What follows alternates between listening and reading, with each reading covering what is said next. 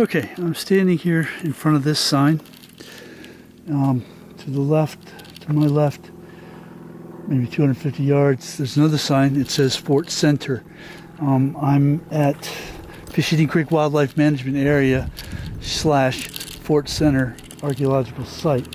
This was a major Indian area, Aboriginal Indian, for 2,500 years or more. They know at least 2,500 years. I'm assuming it was longer. There are supposed to be mounds here. There's supposed to be the site where the fort is. I'm not sure if the site of the fort was where that Fort Center sign is. It seems to make sense, but there's nothing there. There's just nothing there. So I don't know what to make of it. I'm sure there's archaeologists or archaeological enthusiasts who are holding their information very, very close, as is typical in that profession or hobby. Fort Center was a major fort in this area, holding up to 75 to 200 men at any one time during the last two Seminole Indian Wars, the Second Seminole Indian War and the third. It was named for Lieutenant Center, who got killed in the Battle of Okeechobee in 1837, and was typical in the way they named forts in those days.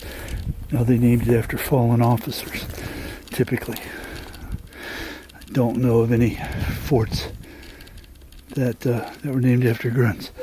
Anyway, we're on the banks of the Fish Eating Creek, and at one time, and again, I don't see any evidence right now. I haven't been everywhere around here. I've been very limited in this area. There's some either game paths or archaeology paths going back through parts of these woods, but I haven't time to properly explore all of that.